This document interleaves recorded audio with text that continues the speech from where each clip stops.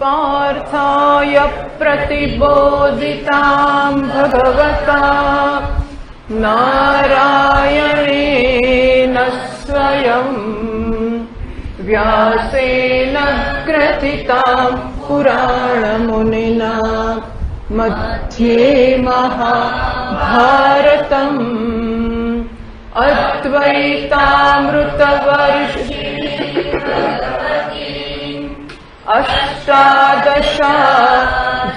अष्टादशाध्यायिनीम् अम्ब त्वामनुसन्दधामि भगवद्गीते भवद्वेषिणीम् नमोऽस्तु ते व्यासविशालबुद्धे फुल्लारविन्दायतपत्रनेत्र येन त्वया भारततैलपूर्णः प्रज्वालितो ज्ञानमयः प्रदीपः प्रपन्नपारिजाताय स्तोत्रवेत्रैकपाणये ज्ञानमुद्राय कृष्णाय गीतामृतदुहे नमः। सर्वोपनिषदो गावः दुग्धा गोपालनन्दनः पार्थो वत्सः सुधीर्भोक्ता दुग्धं गीतामृतं महत् वसुदेवसुतं देवं कंसचाणूरमर्दनम् देवकी परमानन्दं कृष्णं वन्दे जगद्गुरुम् भीष्मद्रोणतटा जयद्रथजला गान्धारनीलोत्पला शल्यग्राहवती कृपेण वहनी कर्णेन वेलाकुला अश्वत्थामविकर्णघोरमकरा दुर्योधनावर्तिनी सोत्तीर्णा खलु पाण्डवैरणनदी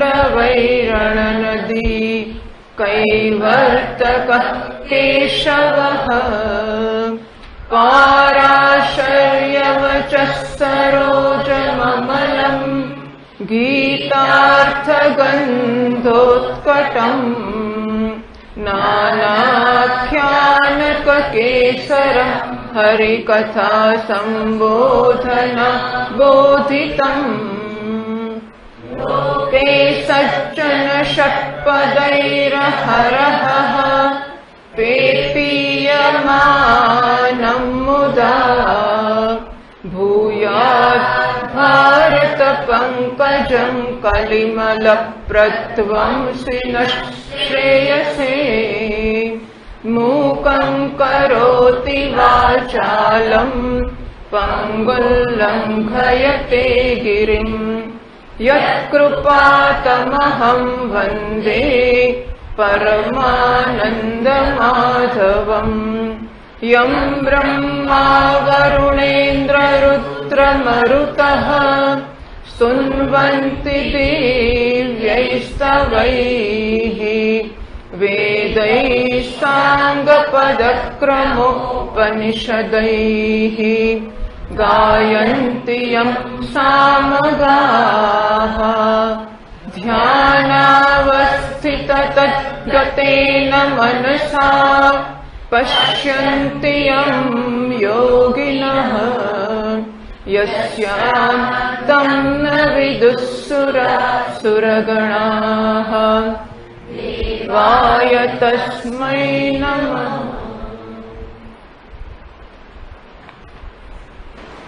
मयि सर्वाणि कर्माणि सन्न्यस्याध्यात्मचेतसा निराशीर्निर्ममो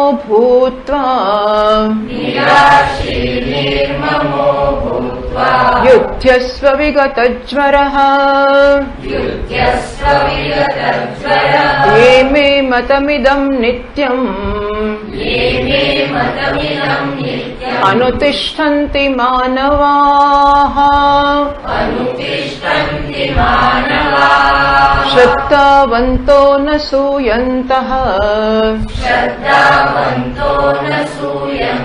मुच्यन्ते तेऽपि कर्मभिः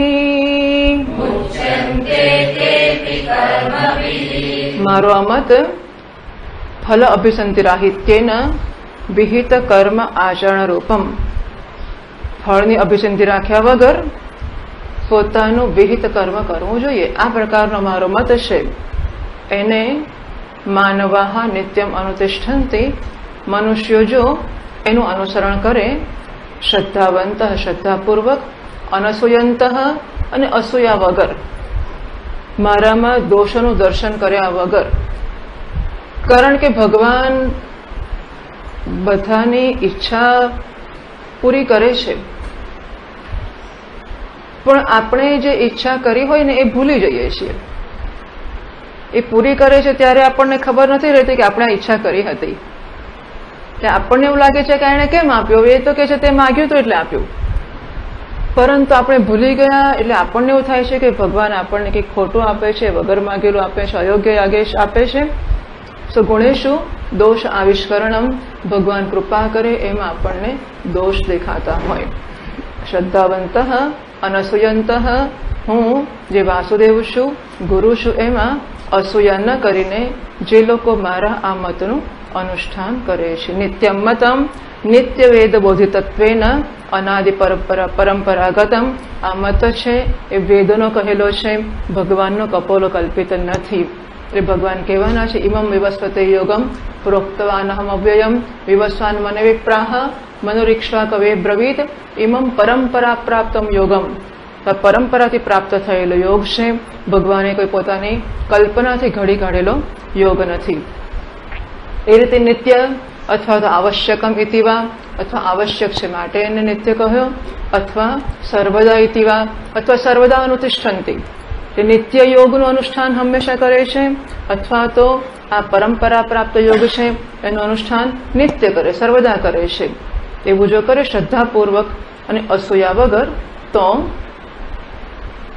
મુચ્યંતે તેપી કર્મભિઃ આવો કરનારા મનુષ્યો છે પણ ધર્મ અને અધર્મરૂપી કર્મથી મુક્ત થઈ જાય છે સત્વશુદ્ધિ જ્ઞાન પ્રાપ્તિ દ્વારેણ સમ્યક જ્ઞાનવિન મુચ્યંતે એવું સમજવું જોઈએ કે જ્યાં જ્યાં કર્મથી મોક્ષ કહ્યો છે ત્યાં ત્યાં કર્મ દ્વારા સત્વશુદ્ધિ થશે જિજ્ઞાસા જન્મશે ગુરુપસક્તિ થશે શ્રવણ મનનાદિ થશે અને પછી મોક્ષ થશે એટલે કર્મ સીધે સીધું મોક્ષનું સાધન નહીં બને પણ પરંપરાથી ક્રમ મુક્તિનું સાધન જરૂર બની શકશે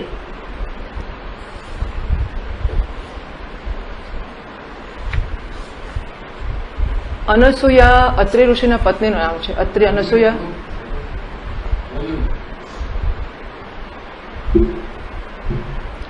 અત્રિ અને અનસૂયા તો અત્રિ ઋષિના પત્નીનું નામ અનસૂયા છે અત્રિ ઋષિના પત્નીનું નામ અનસૂયા છે અને આ અનસૂયા અસૂયા કે દોષ દર્શન અસૂયા કે દોષ દર્શન જેમાં નથી એનું નામ છે અનસૂયા આપણને કથા ખબર છે કે અત્રિ અને અનસૂયાને ત્યાં દત્તાત્રેય ભગવાનનો જન્મ થયો હતો ત્રણેય દેવતાઓ એમને ત્યાં ભિક્ષા માંગવા માટે આવ્યા પાતિવ્રત્યનો ભંગ કરવાને માટે અને દેવતાઓએ એમની પાસે એવું વચન માંગ્યું કે આપ નિર્વસ્ત્ર થઈને અમને ભિક્ષા આપો એમ કરવા જતાં પાતિવ્રત્યનો ભંગ થાય અને ના આપે તો આતિથ્યનો ભંગ થાય એટલે શું કરવું તો પણ માતાએ એમની અંદર કોઈ દોષનું દર્શન કર્યું નથી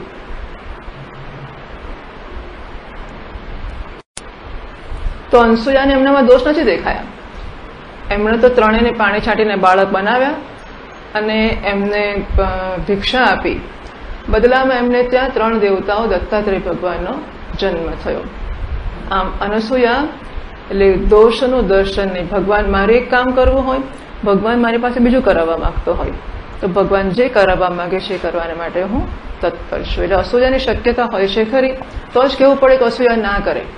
અસૂયાની શક્યતા જ ના હોય તો પ્રશ્ન જ નથી આવતો. પણ પ્રસક્ત પ્રતિષેધ, પ્રસંગ પ્રાપ્ત હોય તો જ પ્રતિષેધ કરવો પડે. પ્રસંગ પ્રાપ્ત છે અસૂયાનો? હા, પ્રાપ્ત છે. કારણ કે મારું ધાર્યું ભગવાન ના કરે અને બીજું કરાવતા હોય. જેમ અર્જુનને ભિક્ષા માંગવી છે અત્યારે, અને ત્યારે ભગવાન કે યુદ્ધ કર.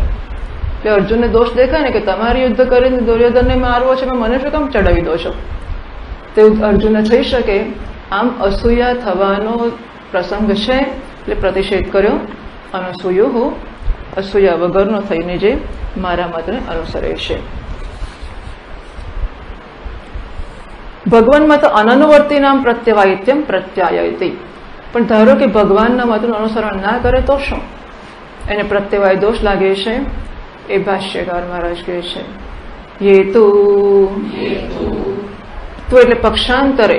પરંતુ જે લોકો 32મા શ્લોકમાં કહે છે ये त्वे तदभ्यसूयन्तः नानुतिष्ठन्ति मे मतम् सर्वज्ञानविमूढांस्तान् विद्धि नष्टान् चेतसः. हेतु एतत् अभ्यसूयन्तः मे मतम न अनुतिष्ठन्ति. પરંતુ જે લોકોને મારામાં દોષ જ દેખાય છે, આ પણ હવે ભગવાનના કૃપા સમજવી. જે પ્રારબ્ધ છે એ કહે છે કે પૂર્વના કર્મોથી જ આ બને છે. એવું નથી કે ભગવાન એવી બુદ્ધિ સુજાડે છે, પણ માણસના પૂર્વના કર્મો જ એવા હોય કે જ્યાં શ્રદ્ધા કરવી જોઈએ, શ્રદ્ધા કરવાથી ભલું થવાનું હોય, ત્યાં શ્રદ્ધા કરે જ નહીં અને એને દોષ જ દેખાયા કરે. એટલે ભગવાને આ જે મત આપ્યો છે, લોકોને થાય કે શંકરાચાર્ય મહારાજે બ્રાહ્મણોને સમર્થન આપવા માટે આ બધો વાત ચલાવ્યો છે, વર્ણાશ્રમ વ્યવસ્થા ચલાવી છે, ગુરુઓનું ચાલ્યા કરે, ગુરુ દક્ષિણાઓ મળ્યા કરે એટલા માટે ગુરુની વ્યવસ્થા ઊભી કરી છે, આવું બધું. એટલે લોકોને જ્યારે દોષ જોવાની બુદ્ધિ ભગવાને આપી હોય ત્યારે દોષ દેખાયા જ કરવાના. અને એવું જો અભ્યસૂયાને કારણે, એટલે કે મનુષ્યોના કલ્યાણને માટે મેં આ મત કહ્યો છે અને મેં ના કહ્યું હોત તો લોકોને ખબર ના પડત. મનુષ્યો પાપ કર્મ કે નિષિદ્ધ કર્મ કરીને દુઃખી થયા કરતા હોય તો એમના ભલા માટે મેં કહ્યું કે જો સુખી થવું હોય તો આ રસ્તો છે. અને સુખી થવાને માટે જ માણસ ફાંફા મારે છે. મનુષ્ય કોઈ પણ સંપ્રદાયમાં જાય કે ગમે તે કરે, કોઈ પણ સારું ખોટું કે વિહિત નિષિદ્ધ કે પાપ કે પુણ્ય કોઈ પણ કર્મ કરે, એની પાછળની એકમાત્ર સમજ એ છે કે એનાથી હું સુખી થાઉં. બસ આટલી જ સમજ છે. સુખી થાઉં, સુખી થાઉં, સુખી થાઉં. કમનસીબે પુણ્યનું ફળ સુખ છે અને માણસો પુણ્ય કરતા નથી કે કરવા ઈચ્છતા નથી. ઉપરથી માણસો પાપ કરે છે અને ઈચ્છે છે કે સુખી થઈએ. દુઃખ નથી ઈચ્છતા, પાપનું ફળ દુઃખ છે તો પાપ કરવાનું બંધ કરતા નથી. માણસો દુઃખ ઈચ્છતા નથી, પાપનું ફળ દુઃખ છે પણ પાપ કરવાનું બંધ કરતા નથી. માણસો સુખી થવા ઈચ્છે છે, પુણ્યનું ફળ સુખ છે પરંતુ પુણ્ય કરતા નથી. ન કુર્વંતિ માનવાહ. મનુષ્ય પુણ્ય કરતા જ નથી. એટલે પોતે સુખ મેળવવાની ઈચ્છાની પૂર્તિના કાર્યક્રમમાં જ દુઃખના જ કારણો ઉભા કર્યા કરે છે. ભગવાનને આ જોઈને દયા આવે છે એટલે ભગવાન કહે છે તારે સુખી થવું છે અને સુખી થવાના પ્રયત્નમાં તો દુઃખને જ ઉભું કરે છે. જો સુખી થવું હોય તો નિષિદ્ધ કર્મો ના કર અને વિહિત કર્મો કર. જો દુઃખી ના થવું હોય તો નિષિદ્ધ કર્મો ના કરીશ, સુખી થવું હોય તો વિહિત કર્મો કર. આ મનુષ્યના સુખને માટે ભગવાને આ માર્ગ બતાવ્યો છે. પણ લોકો એવું સમજે છે જેમ નાનું બાળક રસ્તા પર દોડતું હોય અને માં કે આંગળી છોડીને બહાર નહીં જવાનું, તો માં બાળકનું શાસન કરે છે, એનું ભલું કરે છે. પણ બાળકને તો એવું જ લાગે ને કે માં મારી દાદાગીરી કરે છે, જવા દેતી નથી, દરેક વખતે હાથ પકડીને જ જવાનું. આમ જરાક હજુ બોલતા પણ શીખ્યું ના હોય, પણ નાનું હોય એને એવું થાય કે ના મારું શાસન કેમ થાય છે, મારે ફાવે તે કરું, હું તો ધૂળમાંય રમું, પાણીમાંય રમું, ગમે તે કરું, ગમે એટલી શરદી થાય ને ગમે એટલી દવા ખાવી પડે તો એ પાણીમાં જ બેસી જાય. બાળક છે તો એની માં એને બહાર કાઢી લાવે, એને લૂછે, સાફ કરે, પછી ધમકાવે, તમાચોય મારે, પાણીમાં ગયો તો વાત છે. હવે એવું બધું કરે માં. શેના માટે કરે?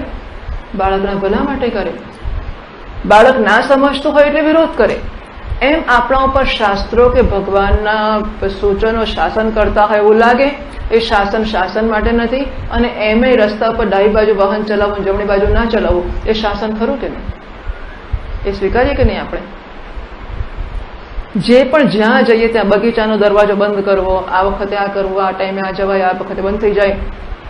મંદિરમાં જવા માટે જ આપણને વાંધો પડે કે આમ કેમ કરવું ને પેલું કેમ ના કરવું. બાકી જ્યાં હોટલમાં પણ જવું હોય તો મેં સાંભળ્યું કે હોટલમાં ઘણીમાં તો ડ્રેસ કોડ હોય. અમુક દિવસે અમુક હોટલમાં જમવા જવું હોય તો બધાએ અમુક રંગના વસ્ત્રો પહેરીને જવું. તો માણસો સીવડાવતા હશે ને? એકવાર હોટલમાં જમવા જવાને માટે માણસો ચોક્કસ પ્રકારના કપડાં સીવડાવતા હશે. પ્રધાનમંત્રીને મળવા જવું હોય તો અમુક રીતે ના જવાય, અમુક રીતે જવું પડે. જ્યાં જવું હોય ત્યાં એને અનુરૂપ બધા સૂચનોને શાસનો નથી સ્વીકારતા આપણે, ત્યાં કશી તકલીફ નથી પડતી. અરે લખોટી રમવી હોય તો એમાં અમુક પ્રકારનો નિયમ હશે, અને ગિલ્લી દંડા રમવા હોય તો એમાં અમુક પ્રકારનો નિયમ હશે. દરેક પ્રવૃત્તિ કરવી હોય તો એમાં ચોક્કસ પ્રકારના વિધિ વિધાનો હોય, નિયમો હોય. એને શાસન કહો કે સૂચન કહો કે મર્યાદા કહો કે નિયમ કહો, પણ જે વસ્તુ કરવી છે એ સારી પેઠે કરી શકાય અને બધા એનો સારામાં સારો કે વધારેમાં વધારે લાભ લઈ શકે એને માટે કેટલાક નિયમો કે વિધિ વિધાનો સ્વીકારવાના જરૂરી છે. એવી રીતે મનુષ્ય તરીકે જીવનમાં જીવવું હોય અને બીજાનું અકલ્યાણ કર્યા વગર, બીજાને નુકસાન કર્યા વગર, બને તો બીજાનું પણ ભલું કરીને આપણું ભલું કરવું હોય તો એને માટેનો ભગવાને આ માર્ગ બતાવ્યો. વિહિત કર્મો કરવા અને નિષિદ્ધ કર્મો ના કરવા. પણ કોઈક રીતે માણસના મનમાં બસ એવું છે, દર વખતે તમારું કહેલું માન્યા કરવાનું, શાસન કર્યા કરે. શાસ્ત્રો કહે છે આચવાની આમ કેમ લેવાની, પેલી કેમ મૂકવાની, રાગદ્વેષ કાઢવાની જરૂર છે. તો સત્યનારાયણની કથા કરાવે છે ત્યારે પેલો કે પરાઠી વાળો, ચાલો ના ખાડો, હાથ ધરો, એને આડું બંધાવી દો, ચાંદલો કરાવી દો. બધું કરીએ કે ના કરીએ? બધું કરીએ. અને ડોક્ટરની પાસે જઈએ આપણે અને ડોક્ટર સૂચના, ચાલો સુઈ જાઓ, ચાલો ખુરશીમાં બેસી જાઓ, આમ પાછળ ટેકો દો, મોઢું પોળું કરો, આ કરો, જીભ બહાર કાઢો. બધું કરીએ કે ના કરીએ? જા તારું શાસન અમે નથી માનતા, એવું કહીએ કે ના કહીએ આપણે ડોક્ટરને? આપણે જ્યાં જઈએ ત્યાં લોકોની સૂચનાઓ માન્યા જ કરતા હોઈએ છીએ. અને પાછો વટ તો 12,56,000. એ હું કોઈનું માનું નહીં. તુની ધારા પરમ પૂજ્ય પિતાજીએ માને, બધાએ માને. ક્યાં જાય? માનવું જ પડે. જેવી સમજ પડે કે આપણી ગરજ છે, જો આ નહીં કરીએ તો અંદર દુખે છે, સડી જશે, આખું મોડું કપાઈ જશે, બધું ખરાબ થશે. સાહેબ જે કહેશો તે કરીશું, ઉપરથી જે કહેશો એ પૈસા આપીશું. હા, કહેશો એટલું લાઈનમાં બેસીશું, કહેશો અંદર આવીને નાનું મોડું ખોલું કરો, પોળું કરો, ને આ કરો ને એ કરો ને એવું કરો, બધું કરીશું. શ્વાસ લો, શ્વાસ બંધ કરી દેવું કે પાછો શ્વાસ રોકો, શ્વાસ રોકો, શ્વાસ રોકો. તો હા સાહેબ શ્વાસ રોકીશું. એટલે મારે નાખવા છે અમને શ્વાસ રોકાવે છે એવું કહીએ કે ના કહીએ આપણે? ના, હા સાહેબ શ્વાસ રોકીશું, જે કહેશો તે કરીશું. ઇન્વેસ્ટિગેશનમાં તો રોગ કરતા વધારે માણસ અધમો થઈ જાય. હા, રોગથી મરે એના કરતા ઇન્વેસ્ટિગેશનમાં વધારે મરી જાય, એનો વધારે ખર્ચો થાય. તો એ બધું કરે. કેમ? ગરજ સમજાય છે કે છૂટકો જ નથી. પણ અહીં તો કોઈ આપણે ક્યાં ગરજ છે? મોક્ષની આપણને કોઈ ગરજ ખરી? આ તમારે આપવો છે એટલે મચી પડ્યા છો કે કાગળિયા છપાઈને શિબિરમાં આવજો ને આ કરજો ને પેલું કરજો. અમારે ક્યાં મોક્ષ બોક્ષ જોઈતો? તો નિરાતે ખાઈ પીને લહેર કરતા તો કુટુંબ પરિવારની જોડે. આવું લોકોના મનમાં અભ્યસુયા. ભગવાન પણ આમાંથી કોઈ બાકાત નથી હોતો, ભગવાન માટે હોય જ છે. એને ભગવાન સાક્ષાત અવતાર લીધો ત્યારે ભગવાનના મિત્રો કે હિતેચ્છુઓ હશે એના કરતા દુશ્મનો જન્મ પહેલાથી લો ને. માનું લગ્ન થયું એ દિવસથી ભગવાનના દ્વેષ કરનારા ઢગલા પાક્યા જ કર્યા, મારવા તૈયાર જ હોય ને. છઠ્ઠદાળથી માસી આવી ગયા. બસ અભ્યસુયંત, મારા મતનું અનુસરણ જે લોકો નથી કરતા, સર્વ જ્ઞાન વિમૂઢાન સ્થાન વિદ્ધિ નષ્ટાન અચેતસઃ. આ તો પૂરેપૂરા વિમૂઢ થઈ ગયા છે. મૂઢ એટલે બુદ્ધિ બેર મારી ગયેલી, વિમૂઢ એટલે વિવિધે ને બધી રીતે જેની બુદ્ધિ બેર મારી ગઈ છે એવા એમને નાશ પામેલા સમજવા. અચેતસઃ અવિવેકિનઃ, આ અવિવેકી લોકો છે. ભાષ્યકાર મહારાજ કહે છે યેતુ તદ્વિપરીતાઃ એતન્ મમ મતં અભ્યસૂયन्तઃ ન અનુતિષ્ઠન્તે ન અનુવર્તન્તે મે મતં સર્વેષુ જ્ઞાનેષુ વિવિધં મૂઢાઃ તે સર્વજ્ઞાન વિમૂઢાન તાન વિદ્ધિ नष्टान नाशम गतान अचेतसः अविवेकिनः। तो આગળ કહ્યું હતું કે જે લોકો શ્રદ્ધાપૂર્વક મારા મતનું અનુષ્ઠાન કરે છે એ તો પરંતુ જે લોકો પરંતુ એટલે જે લોકો શ્રદ્ધા વગરના છે શ્રદ્ધાવત વૈધર્મ્યમ અશ્રદ્ધામ સૂચયતિ। આગળ જે શ્રદ્ધાવાળા ગયા હતા એના કરતા જુદા અશ્રદ્ધાવાળા લોકો મારામાં આદર ન રાખનારા એવા જે લોકો છે વિપરીતાહ મારા મતમાં અસૂયા મારા મતમાં દોષ જોનારા જે મારા મતનું અનુસરણ નથી કરતા એટલે કે વિહિત કર્મનું આચરણ નથી કરતા અને નિષિદ્ધ કર્મનું આચરણ નથી છોડતા આવા જે લોકો છે સર્વેષુ જ્ઞાનેષુ વિવિધ મૂઢાઃ સર્વ જ્ઞાન વિમૂઢાઃ એ બધી બાબતમાં મૂર્ખ થયેલા લોકો છે। એમને એમ કે પાછા વ્યવહારમાં બહુ કુશળ હોય બધી જ કુશળતા કે અહીંયા આટલો ચાંદલો કરાય આટલું આ કરાય એ બધા વ્યવહારમાં અથવા અથાણામાં કેટલી પેલી મેથી નખાય ને કેટલું હિંગ નખાય ને કેટલો વઘાર થાય શું થાય એક એક વસ્તુમાં કુશળ વ્યવહારની બધી બાબતોમાં પેલા ગામના અમુક લોકો હોય ને કે બધી સલાહ લેવા એમની પાસે જવાનું હોય બધા બહુ કુશળ હોય માત્ર આ જગ્યાએ જ એમની બુદ્ધિ મૂળ થઈ જાય આ પ્રારબ્ધથી વંચિત થયેલા જ લોકો હશે કે દુનિયામાં બધે ડાપણ ચલાવે પણ અહીં એમની બુદ્ધિ કામ નથી કરતી હોતી। વિદ્ધિ નષ્ટાન આ લોકોને નાશ પામેલા સમજવા જોઈએ અર્થાત પુરુષાર્થ કરવાને માટે અયોગ્ય થઈ ગયા। મનુષ્ય જીવનનું ધ્યેય હતું પરમ પુરુષાર્થની કે સુખની પ્રાપ્તિ કરવી એનાથી વંચિત થઈ ગયા કારણ કે સુખ મેળવવાનું જે સાધન છે વિહિત કર્મ એ તો કરતા જ નથી। વિહિત કર્મ એટલે વર્ણાશ્રમ કર્મ તો પોતાના વર્ણ અને આશ્રમના અનુરૂપ એટલે કે જીવનમાં પોતાનું જે સ્થાન છે માણસ પતિનું સ્થાન ભોગવે છે તો એની કેટલીક જવાબદારીઓ છે પત્નીની કેટલીક જવાબદારીઓ છે સંતાનની કેટલીક જવાબદારીઓ છે જે પોતપોતાનું સ્થાન હોય તે તો તે સ્થાનને અનુરૂપ જે કર્મો કરવા જોઈએ નથી કરતા એમાં બાંધછોડ કરે છે। આ લોકો પુરુષાર્થને પ્રાપ્ત નથી કરતા એમને નાશ પામેલા સમજવા જોઈએ। અવિવેકીનઃ આ તો સંપૂર્ણ અવિવેકી લોકો છે। નષ્ટાન એટલે સર્વ પુરુષાર્થ ભ્રષ્ટાન ધર્મ અર્થ કામ અને મોક્ષ કશું જ આ લોકો પ્રાપ્ત કરી શકતા નથી। નનુ રાજ્ઞ તો શાસન અતિક્રમે ભયમ પશ્યંત કથમ અસૂયંત તવ મતમ ન અનુવર્તન્તે। તો કોઈક પૂછે કે રાજાનું શાસન હોય કે રાતે કોઈ 10 વાગ્યા પછી બહાર ન નીકળવું અને 10 વાગ્યા પછી બહાર નીકળે તેને બીક તો લાગે ને કે રાજા મને દંડ કરશે તો રાજાની જેમ આપનું અનુશાસન છે એનું અનુસરણ ન કરતા આ લોકો એમને આપનો ભય કેમ નથી લાગતો। કથમ વા સર્વ પુરુષાર્થ સાધને પ્રતિકૂલાહ ભવંતી અને પુરુષાર્થ સિદ્ધ કરવાનું જે સાધન છે વિહિત કર્મ કે વેદોક્ત કર્મ કે વર્ણાશ્રમ કર્મ એને પ્રતિકૂળ કેમ થાય છે આ લોકો એવું કેમ થતું હશે કે માણસોને ભય નહીં લાગતો હોય। આપણે જો કેમ્પનું હનુમાનજીનું મંદિર છે ને ત્યાં અત્યારે મને ખબર નથી પહેલા હતું ને એવું પાછા બધા નરકના ચિત્રો દોરેલા ને એવું બધું હતું બધા કંઈક કયા પ્રકારનું પાપ કરે તો કયા પ્રકારનું નરક મળે એમાં નરકમાં જતા લોકો બતાવે એવી જાતના ચિત્રો હતા। આપણને એમ થાય કે આ કોઈ જોતું જ નહીં હોય કેટલા બધા હનુમાનજીને દર્શન કરવા અનંત લોકો આવતા હશે અનંત લોકો આ ચિત્રો જુએ તોય માણસને બીક લાગે કરે રામ રામ આવું થશે। એટલું જ નહીં ગરુડ પુરાણ તો જાણે જવા જ દો પણ શ્રીમદ ભાગવત કે રામાયણ જેવા ગ્રંથોમાં પણ નરકના વર્ણનો છે। ભાગવતમાં પણ નરકનો પ્રેમ ભરી લાંબુ વર્ણન 5મા સ્કંદમાં છે અને રામચરિત માનસમાં કે વાલ્મીકી રામાયણમાં બધે જ।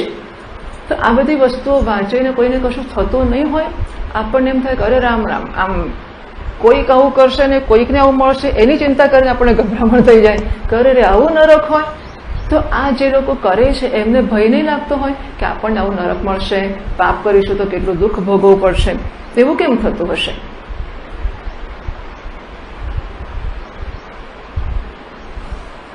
તો ભાષ્યકાર કહે છે કસ્માત પુનઃ કારણાત વદીયમ મતમ નાનુતિષ્ઠન્તિ પરધર્મમ અનુતિષ્ઠન્તિ સ્વધર્મમ ચ ન અનુવર્તન્તે ત્વત્પ્રતિકૂલાઃ કથમ ન બિભ્યતિ ત્વચ્છાસન અતિક્રમ દોષાદ તત્ર આહ. તેવું શું કારણ છે જેને કારણે કેટલાક મનુષ્યો અથવા મોટા ભાગના મનુષ્યો આપના આ મતનું અનુસરણ કરતા નથી, ઉપરથી પરધર્મનું અનુષ્ઠાન કરે છે, સ્વધર્મ ચ ન અનુવર્તનતે. એટલે અર્જુન અત્યારે ક્ષત્રિય છે, ધર્મના પક્ષમાં છે, એને માટે સ્વધર્મ છે ધર્મ યુદ્ધ કરવું તે, પરધર્મ છે ભિક્ષાટન કરવું તે. તો સ્વધર્મનું અનુષ્ઠાન કેમ નથી કરતા? ક્ષત્રિય ધારો કે હોય અને એનું કામ ધર્મયુદ્ધ કરવાનું હોય તો ધર્મયુદ્ધ કરવાનું કેમ નથી કરતો? અને પરધર્મ ભિક્ષાચરણ કેમ કરે છે? કેમ માણસો પોતાનું કામ હોય તે ના કરે ને બીજું કરે? ધારો કે પતિ હોય ને પતિનું કામ છે કે એને પત્નીને, પોતાના બાળકોને, પોતાના કુટુંબને સાચવવું, એવું કેમ નહીં કરતો હોય? અને બીજી સ્ત્રીમાં સંબંધ કેમ બાંધતો હશે? બરાબર, બંને વસ્તુ થઈ. સ્વધર્મ છોડ્યો એણે અને પરધર્મનું અનુષ્ઠાન કર્યું. પોતાના ઘરમાં મા બાપનું, માતાનું રાંધેલું ખાવું એનો સ્વધર્મ છે, હોટલનું ખાવું ખોટી વાત છે, છતાં શા માટે માણસો કરતો હશે? એટલે કોઈક વસ્તુ એવી છે જેને કારણે મનુષ્યો સ્વધર્મનું અનુષ્ઠાન નથી કરતા, છોડે છે અને પરધર્મનું અનુષ્ઠાન કરે છે. જુઓ, ભગવદ્ ગીતા અધ્યાત્મશાસ્ત્ર છે, અહીં સ્વધર્મ અને પરધર્મ એટલે વર્ણાશ્રમ ધર્મ છે. સ્વધર્મ અને પરધર્મ એટલે વર્ણાશ્રમ ધર્મ એવું સમજવું. ધર્મ એટલે ભગવાનને કયું ફૂલ ચડાવવું, અને ધર્મશાસ્ત્રમાં ધર્મની વ્યાખ્યા જુદી છે. ધર્મશાસ્ત્રમાં ધર્મ એટલે કયા ભગવાનને કયા ફૂલ ચડાવવાનું, કયા પાંદડા ચડાવવાનું, કેટલા વાગે નવડાવવું, ને ક્યારે દૂધથી નવડાવવાનું, ક્યારે દહીંથી નવડાવવાનું, ક્યારે પાણીથી નવડાવવાનું, પહેલા દહીં લગાડવું, પહેલા પાણી લગાડવું, પહેલા પાણીથી નવડાવી કાઢે પછી દહીંને દૂધ બધું લગાડી મૂકી દે, પછી પાછું પાણીથી નવડાવે જ નહીં, ગમે તે કરે ભગવાન માટે. તો ત્યાં ધર્મ અધર્મની વ્યાખ્યાઓ જુદી છે કે એકાદશી ક્યારે કરવી, એકાદશીના પારણા ક્યારે કરવા. હવે એકાદશીના પારણા 12ને દાડે 3 દિવસ એકાદશી થાય, હા, એક જ દિવસની ના હોય. એટલે દશમને દાડે શરૂ કરવાનો ઉપવાસ, દશમનો આખો ઉપવાસ કરવાનો, સાંજથી જ કરવાનો, સાંજથી કરવાનો. એટલે દશમે સવારે પેટ ભરીને ખાઈ લેવાનું, પછી દશમે સાંજે ઉપવાસ કરવાનો. એકાદશી આખો દિવસ પાણી પણ નહીં પીવાનું. અને દ્વાદશીના દિવસે દ્વાદશી બેસે એટલે તરત કે બેસવાની હોય ત્યારે શું છે એ તો અમરીશ રાજાને પૂછવા જવું પડશે. પણ કંઈક ના એવું નહીં, પણ તો દ્વાદશી બેસે ત્યારે બેસે કે તરત થઈ જવા જોઈએ એવું કંઈક હશે. એ વખતે પારણા કરી જ લેવા પડે. જો ના કરે તો પાછો ઉપવાસ તૂટે. ના એટલે એકાદશીએ ખાય તો ઉપવાસ તૂટે અને દ્વાદશીએ ના ખાય તો ઉપવાસ તૂટે. આવું બધું છે. એટલે એમાં ધર્મ કહેવાય કે એકાદશી આ પ્રકારે કરીએ તો ધર્મ કહેવાય. એમાં જરાક પણ જો ભૂલ કરી તો તૂટી ગયો વ્રત. એટલે ધર્મશાસ્ત્રમાં ધર્મ અધર્મની વ્યાખ્યાઓ જુદી છે. હા, અધ્યાત્મશાસ્ત્રમાં ધર્મ અધર્મની વ્યાખ્યાઓ જુદી છે. અધ્યાત્મશાસ્ત્ર એટલે શું? પાછું જો આવા પ્રશ્નો પૂછવાના, સાંજે આપણને જડતા નથી ને પ્રશ્નો. ધર્મશાસ્ત્ર એટલે શું અને અધ્યાત્મશાસ્ત્ર એટલે શું? ધર્મશાસ્ત્રમાં ધર્મ કેમ જુદો છે, અધ્યાત્મશાસ્ત્રમાં કેમ જુદો છે? ધર્મ ત્યાં કેમ આને ધર્મ કયો છે, અહીં કેમ આને ધર્મ કયો છે? બરાબર ને? આપણે આવડે જવાબ આ બધાના? તો કેમ પૂછતા નથી આપણે? એટલે અત્યારે ધ્યાન રાખો, સાંભળો, સમજો, સમજવાની કોશિશ કરો. શું શું સમજાય છે એ પણ સમજો, શું શું નથી સમજાવતું એ પણ સમજો. અને પછી એની નોંધ રાખો, લખી રાખવાનો કે આપણને આટલી સમજ ના પડી. હા, તો પછી સાંજનો ઉપયોગ કરી શકાય આપણે. તો અધ્યાત્મશાસ્ત્રમાં, કારણ કે ધર્મશાસ્ત્રનો ધ્યેય સ્વર્ગની પ્રાપ્તિ કરાવવાનો છે. ભૌતિક સુખ, આલોક અને પરલોકનું સુખ પ્રાપ્ત કરાવવો એ ધર્મશાસ્ત્રનું ફળ છે કે પ્રયોજન છે. અધ્યાત્મશાસ્ત્રનું પ્રયોજન આલોક અને પરલોકથી મુક્ત કરવો, સંસારનો દ્વેષ કરવો, સંસારમાંથી સાધકને કે જીવને મુક્ત કરવો એ અધ્યાત્મશાસ્ત્રનું પ્રયોજન છે. ધર્મ કરીને માણસ પુણ્ય કરી અમરાપુરી પામ્યા, અંતે 84 માહિરે. તો પુણ્ય કરીને અમરાપુરી મળશે તો પાછું 84 લાખ તો ખરા જ ને. ધર્મનું ફળ આ છે કે 84 લાખમાં ફરતા ને ફરતા રાખવા, સુખેથી ફરવું. હવે સુખથી ફર્યું તો ફરવું તો પડે જ ને. એવી સમજ ક્યારેક તો પડવી જોઈએ કે મજા પડી તોય શું પેલું ચગડોળ શું કહે છે ને, રોસ્ટર કોલર શું, મેરી ગો રાઉન્ડ. ઓકે, પાછું જરા મેરી ગો રાઉન્ડ કરતા પણ વધારે જુદા પ્રકારનો છે. એને કશું કહે છે રોલર કોસ્ટર. એટલે એ આપણે તો જોયું નથી ભાઈ, સાંભળ્યું છે. અને એ બધું આપણે તો મહારાજ પાછળ સાંભળ્યું હોય, રોલર કોસ્ટર. હવે એટલું વાંકો ચોખ્ખો ગતિવાળું હોય ને, એકદમ નીચે પડે ને એકદમ ઊંચું જાય, મજાની સરસ મજાની ખુરશી આપી હોય ને બહુ જ બધું હોય, અને બેસીએ તો હોશે કે મજા પડશે, ચાલો બેસીએ. બેસીને એક આંટો પૂરો થયો ના તો ચીસાચીસ કરી ઉતારો જ ઉતારો, કે ના ઉતરે, સ્વિચ ઓન થઈ એટલે થઈ. હવે તો જયારે ઓફ થાય ત્યારે જ ઉતરાશે, ભૂસકોય ના મરાય, કશું જ ના થાય, વળગી જ રહેવું પડે. એટલે ખુરશી કમ્ફર્ટેબલ હોય કે અનકમ્ફર્ટેબલ, ફરવાનું એટલે ફરવાનું, એ તો આંટા માર્યા જ કરવા પડે. આપણને એમ કે પુણ્ય કરીને સ્વર્ગમાં જશે તો મજા પડશે. સ્વર્ગમાં એ તો સ્વર્ગમાં શું હોય હવે તો તમે જાણતા નહીં હોય, ખબર નથી. જો સ્વર્ગમાં બધું શાશ્વત હોય એટલે શું હોય? સુખ જ સુખ હોય સ્વર્ગમાં. અહીં દુઃખ શેનું છે મને કહો? શેનું દુઃખ છે? સગવડનું દુઃખ ખરું હોય, એ દુઃખ ત્યાં નહીં હોય. સુખના સાધનો બધા મળશે, પણ અહીં દુઃખ મોટે ભાગે આપણને, બરાબર, બીજા લોકોને જવા દો, પણ આપણને જે દુઃખ હોય છે એ સાધનોના અભાવનું દુઃખ નથી હોતું. આપણું દુઃખ, બરાબર ને? આપણા દુઃખ શેના હોય છે? પેલો જુઠ્ઠું બોલી ગયો, પેલો છેતરી ગયો, પેલો આગળ નીકળી ગયો, મેં આટલું કર્યું મને ના મળ્યું, એને કશું ના કર્યું તેને મળ્યું. દ્વેષનું દુઃખ હોય, ઈર્ષાનું દુઃખ હોય, બહુ બધું દુઃખ હોય ને. સ્વર્ગમાં જઈશું ત્યારે શું થશે? બધા ઇન્દ્ર બનશે. જેટલા સ્વર્ગમાં જશે એટલા ઇન્દ્ર બનશે. ઇન્દ્ર કેટલા હોય? સ્વર્ગમાં કેટલા લોકો જાય? એક જ જાય. તો ઇન્દ્ર કોનો રાજા થશે? એટલે બીજા લોકો જવું પડે ને. પછી ઇન્દ્રને રસોઈઓ જોઈએ કે નહીં? ડ્રાઈવર જોઈએ, અને માળી જોઈએ, સ્વીપર, ઝાડુ વાળો જોઈએ ને ઇન્દ્રને. એ પૃથ્વી પરથી જાય કે ત્યાંથી જોઈએ? રોજ અહીંથી એક મોકલી આપવાનો પર કચરો વાળવા, એ પાછો આવી જાય ઝાડુ લઈને. એવું હોય કે ના હોય? અહીંથી જાય કે ના જાય? જાય, અહીંથી જાય, રોજ અહીંથી જાય. તો એને જે ઉપર ઝાડુ વાળવા ગયો એ પુણ્ય કરીને ગયો હશે કે પાપ કરીને ગયો હશે? સ્વર્ગમાં તો પુણ્ય કરીને જ જવાય ને, ખરું ને? તો સ્વર્ગમાં ગયા પછી પણ પેલો ઇન્દ્ર થયો, હું તો ઝાડુ વાળો જ રહી ગયો, એ દુઃખ તો રહેવાનું કે નહીં? રહેવાનું જ ને. અને યમરાજા પણ ત્યાં હોય ને, એમને એક વાહન પણ હોય. હા, ખબર છે કયું વાહન? યમરાજાનું વાહન મિસ્ટર મહીશ. હા, પાડો એનું વાહન છે. તો એ પાવડો પૃથ્વી પરથી રોજ ઉપર જતો હશે કે સ્વર્ગમાં જ રહેતો હશે? એને બનાવ્યો છે ને વાળો, એમ રહેવા માટેનો. એ પુણ્ય કરી કરીને ઉપર ગયેલો જીવ જ હશે ને, બરોબર? કાર્તિકેયને મોર જોઈતો હશે, ગણેશને ઉંદર જોઈતો હશે, અને શિવજીને નંદી જોઈતો હશે. એ બધા ઉપર જ રહેતા હશે ને, પુણ્ય કરી કરીને અમરાપુરી ગયા હશે ને. ઈર્ષાનું અને સ્પર્ધાનું દુઃખ આનું આ જ ત્યાં રહેવાનું છે.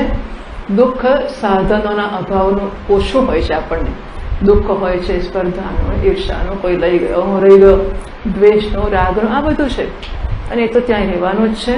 એટલે સ્વર્ગમાં જવાથી સુખી થઈ જઈશું એ તો કલ્પના છે. એટલું જ નહીં, સ્વર્ગમાંથી પાછો ક્ષીણે પુણ્ય મળતે લોકમ વિશંતિ, પુણ્ય પૂરા થશે એટલે પાછું નીચે આવવું પડશે, અને ફરી જવું હશે ઉપર. હવે સંસ્કાર પડી ગયા, સ્વર્ગ તો ગમી ગયો આપણને, એટલે એકવાર અહીંયા આવ્યા ને ગમે એટલે ફરી ક્યારે આવીએ? આ તો થવાનું જ નહીં. એટલે સ્વર્ગને જે સંસ્કાર પડે સ્વર્ગની જ ઈચ્છા રાખશે. સ્વર્ગમાં જવું પાછા યજ્ઞ આગળ કરશે, એટલે જન્મે, પૈસા ભેગા કરે, પાછા ધુમાડા ખાય, યજ્ઞો કરે, પાછો સ્વર્ગમાં જાય, પાછો નીચે આવીને પાછો ધુમાડા ખાય, બસ આ જ કરશે. એટલે ધર્મશાસ્ત્રનું ફળ સ્વર્ગ હશે, આલોક અને પરલોકનું સુખ હશે.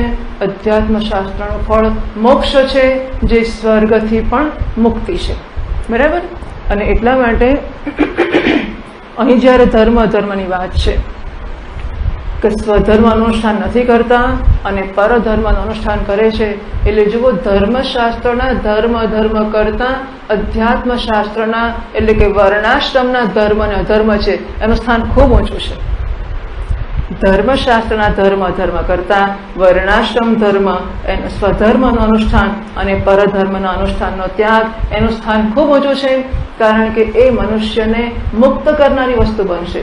ધર્મ અધર્મ છે એ માણસને પુણ્ય કરાવીને સ્વર્ગમાં લઈ જનારી વસ્તુ બનશે. આ બધી વસ્તુઓને નોંધ લો. ભલે તમારો વિરોધ પણ હોય તો સમજવાની કોશિશ કરો, અને સાંજે પૂરતી ચર્ચા કરો. આપણે સાંભળી લેવું, ગળી જવું, સ્વીકારી લેવું એવી ઈચ્છા રાખતા જ નથી, પરંતુ એના પર ધ્યાન તો આપીએ છીએ. કે શાસ્ત્રો જ્યારે આ કહે છે ત્યારે એમની શી સમજ છે એની પાછળ. તો અધ્યાત્મ શાસ્ત્રમાં સ્વધર્મનું અનુષ્ઠાન કરવું, પરધર્મનો ત્યાગ કરવો.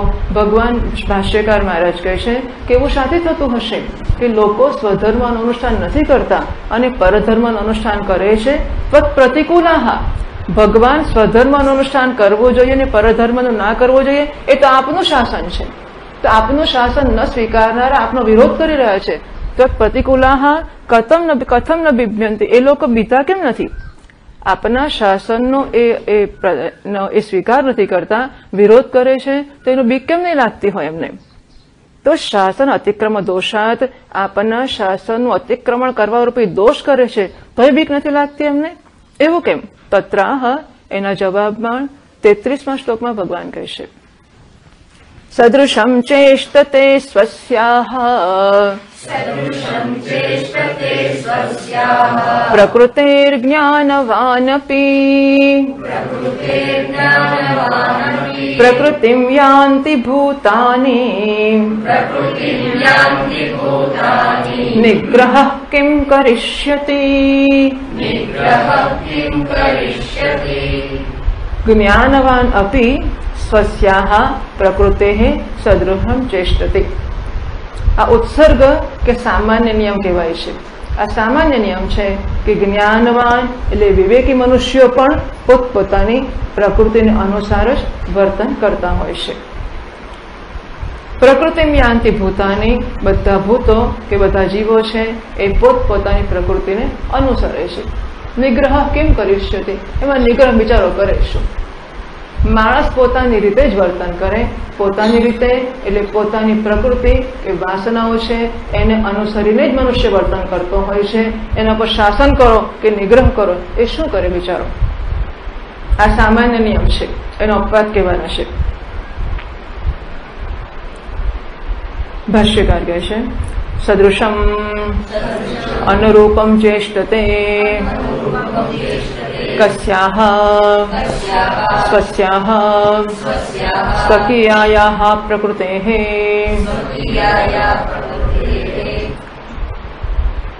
માણસો અનુરૂપ ચેષ્ટા કરે છે. કોને અનુરૂપ? પોતપોતાની પ્રકૃતિને અનુરૂપ. પ્રકૃતિ શી વસ્તુ છે? પ્રકૃતિ નામ પૂર્વકૃત ધર્માદિ સંસ્કાર વર્તમાન જન્માદૌ અભિવ્યક્ત સા પ્રકૃતિ તસ્યાહ સદૃશમ એવ સર્વો જંતુઃ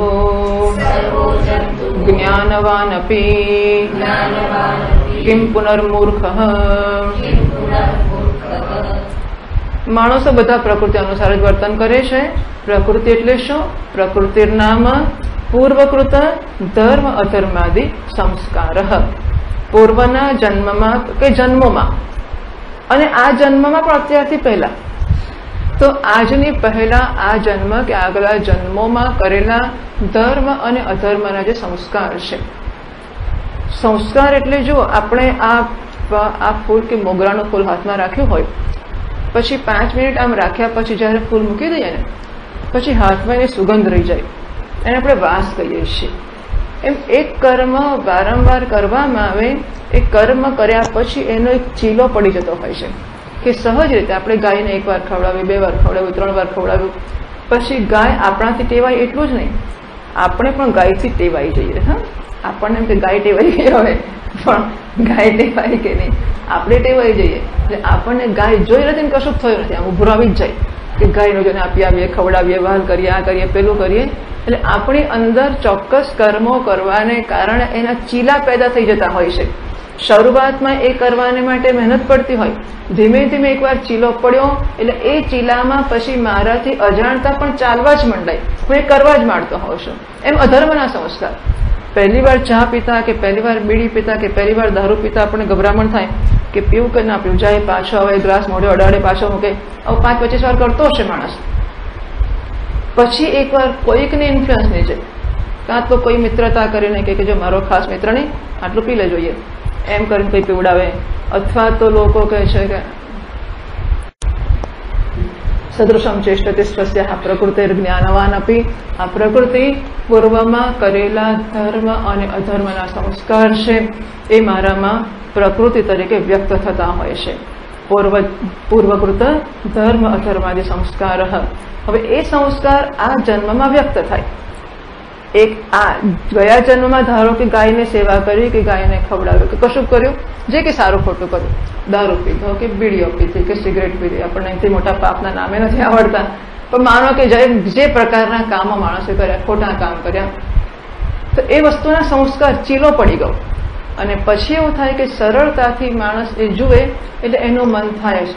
કોઈકને ગાય જુએ એટલે ગાયની સેવા કરવાનું મન થાય, અને કોઈને ગાય જોડે દંડો ચકવાનું મન થાય. ધારો કે ગાયે કોઈને શીંગડું માર્યું હોય અને એને લીધે આખી જિંદગી બિચારો પગે લંગડાતો થઈ ગયો હોય, તો એને ગાય માટે એવો રોષ અને દ્વેષ ભરાઈ જાય કે ગાય જોઈ નથી લાકડી ઉપાડી જાય, બસ એવું થઈ જાય ને.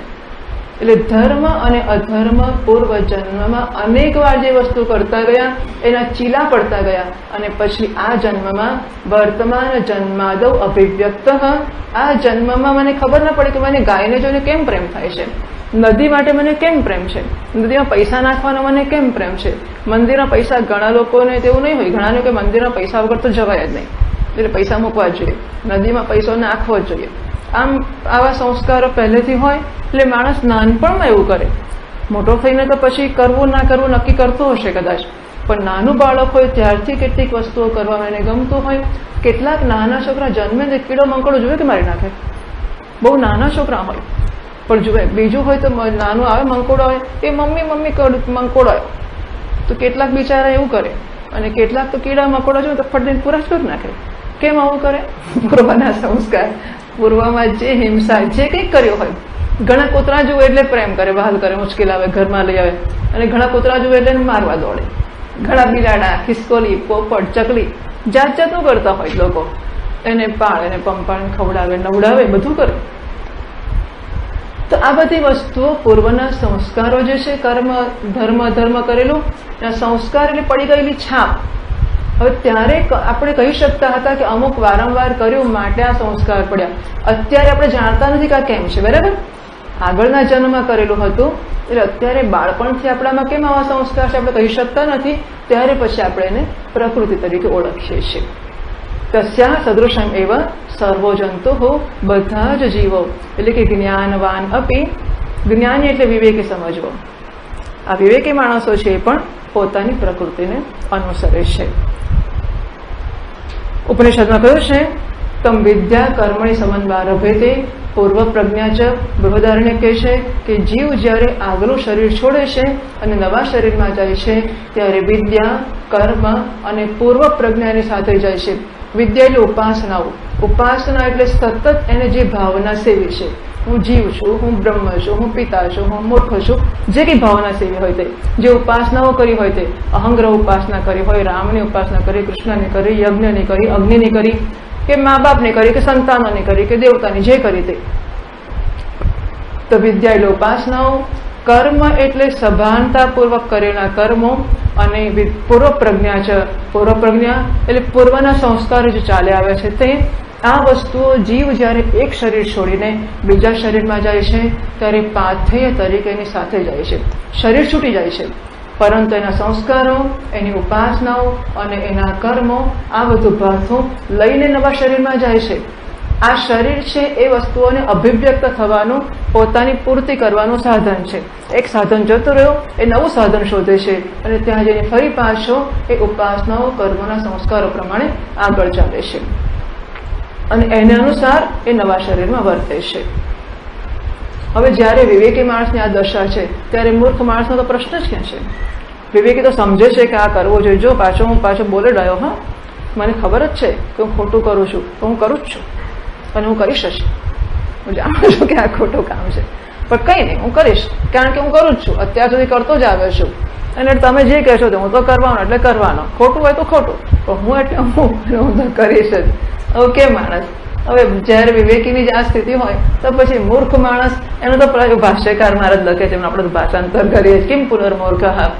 અને કૈમોતિક એટલે જ્ઞાની આવું કરે છે એવું કહેવાનો હેતુ નથી, બરાબર છે? અને કૈમોતિક ન્યાય કહેવામાં આવે છે. એનો દાખલો આપે છે કે આકાશમાં ચંદ્ર હોય, ઉગ્યો હોય ચંદ્ર સરસ પૂર્ણિમાનો, નીચે એક મોટી કઢાઈ છે, કઢાઈમાં તેલ ઉકળી રહ્યું છે, એ તેલમાં ચંદ્રનું પ્રતિબિંબ પડે છે.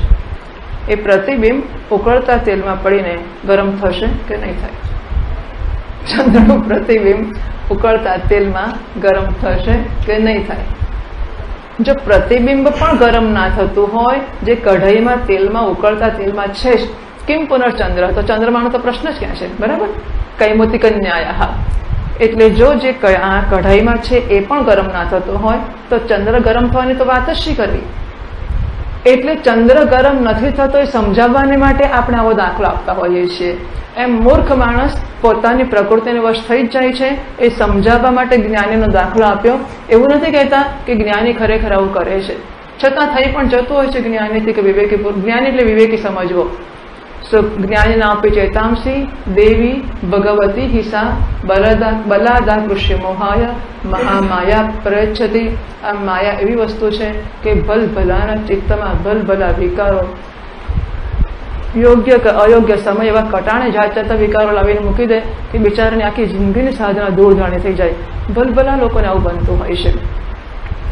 અને ઘણા મહાપુરુષોના દાખલા પુરાણોએ આપ્યા છે, અને શિવજી જેવાના દાખલા આપ્યા કે કેવા લટ્ટુ થઈ ગયા, અને નારદજીના દાખલા આપ્યા. જાત જાતના દાખલા પુરાણોએ આપ્યા જ છે. એ નારદજીને એવું થયું કે નહીં એને માટે નથી, કે શિવજીને થયું કે નહીં એને માટે નથી, પણ આપણને થઈ શકે એટલે આપણે ધ્યાન રાખવું એને માટે આ દાખલાઓ છે. કિમ પુનર્મૂર્ખ. હવે જો સભાન રહીએ તો પણ થઈ જવાની શક્યતા છે. સભાન ના રહીએ અને પ્રકૃતિને વશ થવાની ટેવ પાડ્યા જ કરીએ અને છૂટો દોર આપીએ કે તારે જે થવું હોય થાય, ભલે એમાં શું. અત્યારે મન થયું કે દારૂ પીવો, દારૂ પી નાખ્યો, અને કાલે મન થયું કે પછી સુંદરીઓને ત્યાં જવું, એ કામ કર્યું. જે સાચું ખોટું કામ કરવાનું મન થાય એ કરવાની જો છૂટ આપી જ દઈએ તો પ્રશ્ન જ ક્યાં, તો ખરાબ કેવી દશા થાય.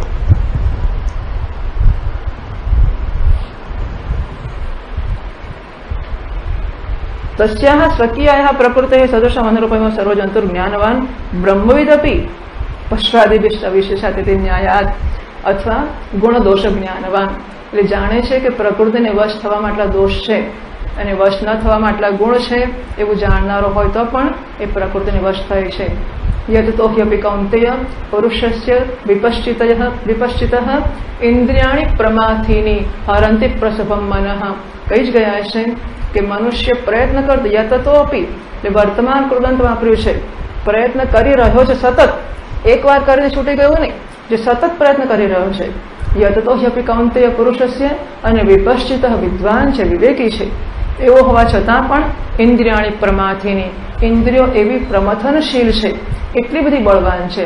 હરંતિ પ્રસભમ મનઃ, બળાત્કારથી મનને પોતાની પાછળ ખેંચી જાય છે. તાની સર્વાણી સંયમ્ય વગેરે. તો આ વસ્તુઓ જાણીતી જ છે. ચંચલમિ મનઃ કૃષ્ણ પ્રમાથી બલવદ દૃઢમ તસ્યાહમ નિગ્રહમ વાયોરી વસુ દુષ્કરમ. અર્જુન કહેવાનું છે આગળ જઈને, અને ભગવાને કહે છે અસંશયમ મહાબાહો મનો દુર્નિગ્રહમ ચલમ. જો ભગવાને નથી કહ્યું કે ખરેખર મન દુર્નિગ્રહ છે અને ચંચળ છે, તો પછી મારું મન એવું એમાં કેવું જ શું? આ બધાને એવું જ હોય. તો ભગવાન એવું જ કહે છે કે મન ચંચળ છે, એ વશમાં નથી થતું. તો શું ભાષ્યકાર કહે છે? તસ્માત પ્રકૃતિમ યાન્તિ ભૂતાની નિગ્રહ કિમ કરિષ્યતિ મમ વા અન્યસ્ય વા. નિગ્રહમ પ્રકૃતિમ યાન્તિ ભૂતાની, કારણ કે બધા પ્રકૃતિને વશ થતા જ હોય છે અને માટે બધા જીવો પ્રકૃતિને વશ થાય જ. એમાં નિગ્રહ કેમ કરિષ્યતિ, ગમે તે શાસન કરો તો ફેર શ પડે.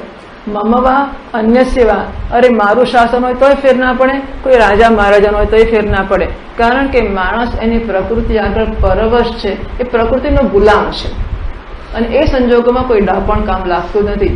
બીજાનું ને એનું પોતાનું કામ લાગતું નથી. અહીં જે ડાપણ પડ્યું હોય ને એ પણ કામ લાગતું નથી હોતું. બસ આવું જ છે. એટલે માણસો કોઈક અને કોઈક કારણથી, એટલા માટે ભગવાને અર્જુનને કહ્યું યદ અહંકારમ આશ્રિત્ય નયોત્સેતિ મન્યસે મિથ્યેશ વ્યવસ્થા યસ્તે પ્રકૃતિ સ્વામ નિયોક્ષતિ. આગળ કહેવાના છે જઈને અર્જુન કહે છે યુદ્ધ નહીં કરું. માનો છો કે અર્જુનનું ક્ષત્રિયનું લોહી છે, યુદ્ધ કર્યા વગર ભિક્ષા માગીને ચલાવી લેશે?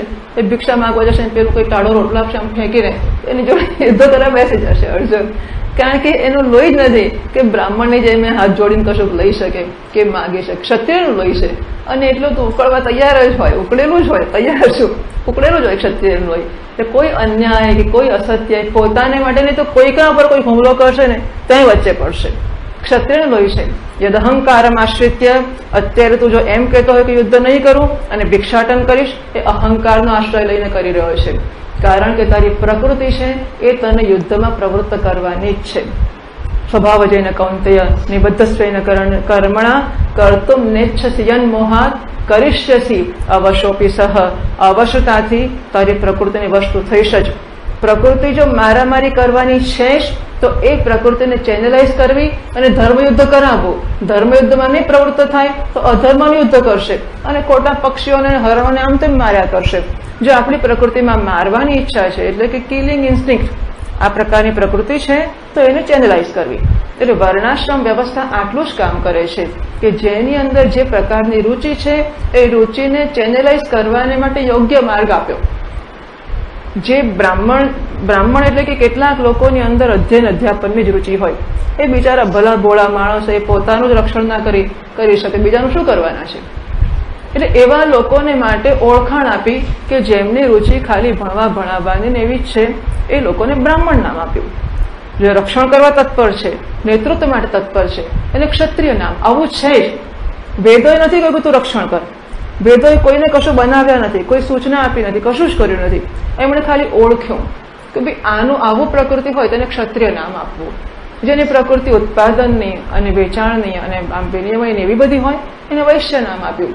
અને જેની કશી પ્રકૃતિ જ ના હોય, પડી રહેવા સિવાયની, અને સેવા પણ લફણું મારીને કરાવો તો જ કરે, એને શૂદ્ર નામ આપ્યું. બસ. અને આ પ્રકારનું નામ આપો કે ના આપો એ પ્રકૃતિને વશ વર્તવાના છે. જ્યાં જાય ત્યાં ક્ષત્રિય નેતૃત્વ લઈ જ લેશે. આપણે આખી જિંદગીથી રહેતા હોઈએ, હા, આપણે 50 વર્ષથી આપણે કોઈ ધારો કે વિદ્યાર્થીને ભણાવતા હોય, કોઈ સંસ્થામાં હોય, ભણતા હોય કશું, એક માણસ આજે જ આવ્યો હોય હજુ તો આપણને બધા જોયા જ કરે, ચલો ખસી જાઓ, ચલો લાઈન કરી દો, ચલો, આપણને બી કહી દે તમે ખસી જાઓ રસ્તામાંથી. કેમ? નેતૃત્વ.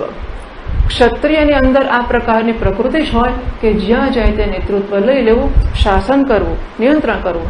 અર્જુન તો ક્ષત્રિય છે અને તારી આ પ્રકૃતિ છે, જો એને વસ્તુ એને ચેનલાઇઝ થાય એ રીતે, એ યોગ્ય રીતે ઉપયોગ થાય એવું વર્તન તું નહીં કરે અને ભિક્ષાટન કરીશ, પરધર્મનો સ્વીકાર કરીશ તો આજે નહીં તો કાલે પાછું યુદ્ધ તું કરીશ જ.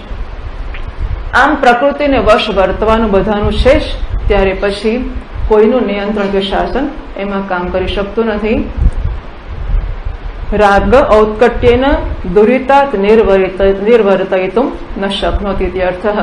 એમનામાં રાગની એટલી પ્રબળતા છે કે આજે માણસ કોઈકને મારવા નીકળ્યો છે કે મારી જ નાખીશ, એ વખતે એનામાં દ્વેષ કે રાગ એટલો બધો ઉત્કટ છે કે ગમે તે કરો એ સાંભળવા તૈયાર જ નથી.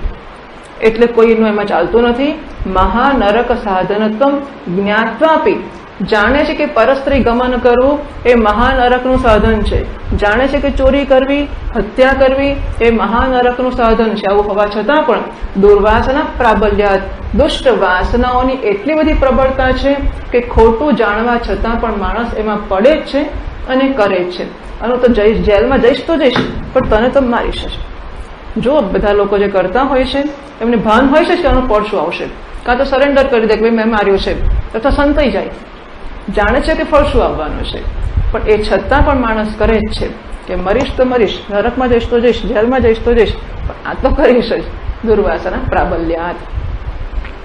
પાપેશુ પ્રવર્તમાનાહ ન મચ્શાસન અતિક્રમ દોષાત બિભ્યતિ. આમ દુર્વાસનાની પ્રબળતાને કારણે પાપમાં પ્રવૃત્ત થનારા લોકો છે એ મારા શાસનથી ડરતા નથી. જો આવું જ હોય, સર્વસ્ય ભૂત વર્ગસ્ય પ્રકૃતિવત વર્તિત્વે લૌકિક વૈદિક પુરુષકાર વિષય અભાવાત. હવે જો આવું જ હોય તો તમારી ગીતા કરશે શું? જો માણસો પોતાની પ્રકૃતિને વશ જ વર્તતા હોય તો શાસ્ત્રોની જરૂર ખરી કે નહીં? શાસ્ત્રોનું કોઈ સ્થાન ખરું કે નહીં? શાસ્ત્રોને શું કરવાના? બધી ગીતા ભણ્યા પછી પણ મારે જો આ જ હોય કે હું શું કરું, મારી તો પ્રકૃતિ છે, હું એને વશ જ વર્તીશ તો શાસ્ત્રોનો ઉપયોગ જ નહીં રહે. પછી લૌકિક વૈદિક પુરુષાકાર વિષય અભાવાત વિધિ નિષેધ અનર્થક્યમ, તો આ કરવું જોઈએ અને આ ન કરવું જોઈએ, એ પ્રકારના ડૂસ અને ડોન્ટ્સ કે વિધિ અને નિષેધ એ અનર્થક બની જશે એવી શંકા થઈ. ત્યારે જવાબમાં ભાષ્યકાર મહારાજ કહે છે, યદિ સર્વો જંતુ આત્મનઃ પ્રકૃતિ સદૃશમ એવ ચેષ્ટતે ન ચ પ્રકૃતિ શૂન્યઃ કશ્ચિત અસ્તિ તતઃ પુરુષકારસ્ય વિષય અનુપપત્તેઃ શાસ્ત્ર અનર્થક્ય પ્રાપ્તૌ ઇદમ ઉચ્યતે. જો બધા જીવો પોતપોતાની, એ આત્મા ન હોય એટલે પોતાની, પ્રકૃતિ સદૃશમ એવ પોતાની પ્રકૃતિને અનુસાર જ ચેષ્ટા કરતા હોય, તો પ્રકૃતિ વગરના હોય એ તો પછી ભગવાનનું શાસન માને કે નહીં? તો કે પ્રકૃતિ વગરનો કોઈ હોય જ ના. ન ચ પ્રકૃતિ શૂન્ય કશ્ચિદ અસ્તિ, જે જન્મ્યો છે એ પૂર્વના જન્મના સંસ્કાર અને વાસનાઓ લઈને જ આવ્યો છે, અને જે જન્મ્યા છે એ વાસનાવાળા જન્મ્યા છે અને એ વાસના પ્રમાણે જ કર્મ કરે છે. હવે આવું જ હોય તો પછી પુરુષકાર છે એટલે કે પુરુષાર્થનો કોઈ વિષય રહેતો જ નથી. મારે હવે નવું શું કરવાનું? મારે તો પ્રકૃતિ કરાવે કર્યા કરવાનું, તો પુરુષાર્થનો વિષય કોણ રહેશે? એ સંજોગોમાં શાસ્ત્ર અનર્થક્ય પ્રાપ્ત, તો ગીતા બંધ કરીને ઘેર જઈને ઊંઘી જઈએ. શાસ્ત્ર નકામું થઈ ગયું. જો શાસ્ત્રની સૂચનાનો અમલ કરવાની સ્વતંત્રતા કોઈને હોય જ નહીં, શાસ્ત્ર કહે છે કે આ કરવું જોઈએ, એ કહે છે કે આ ન કરવું જોઈએ, પણ કોઈની સ્વતંત્રતા જ નથી એ કરવા કે ન કરવાની, કારણ કે બધા પોતાની પ્રકૃતિ પ્રમાણે જ ચાલે છે અને પ્રકૃતિ બધાની હોય જ છે. એ સંજોગોમાં શાસ્ત્ર નકામા થઈ જશે. એવી જ્યારે શંકા થઈ ત્યારે એના જવાબમાં 34મા શ્લોકમાં કહેશે, ઇન્દ્રિયસ્યેન્દ્રિયસ્યાર્થે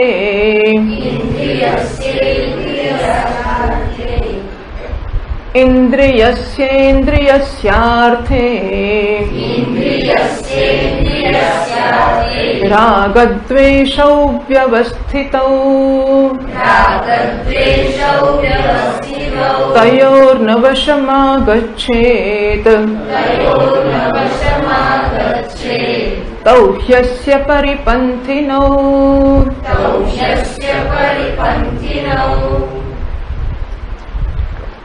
ઇન્દ્રિયસ્ય, ઇન્દ્રિયસ્ય અર્થે ઇન્દ્રિયને ઇન્દ્રિયના પોતાના અર્થમાં કે વિષયમાં રાગદ્વેષો, રાગ અને દ્વેષ વ્યવસ્થિતો રહેલા છે.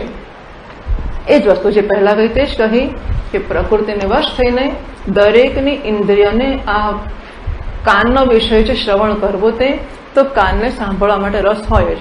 નાકનો વિષય સૂંઘવું, એને સૂંઘવામાં રસ હોય. આંખનો વિષય જોવું, એને જોવામાં રસ હોય. તો બધી ઇન્દ્રિયોને પોતપોતાના વિષયમાં રસ સહજ રીતે રહેલો જ છે. જો મેં નહોતું કહ્યું કે આવું જ છે, હું શું કરું? તો ભગવાન કહેશે ઉભા રહો, તયોર વશમ ન આગચ્છેત, એને વશ ના થશો. આ છે એને ઉત્સર્ગ કે સામાન્ય નિયમ કહેવામાં આવે છે.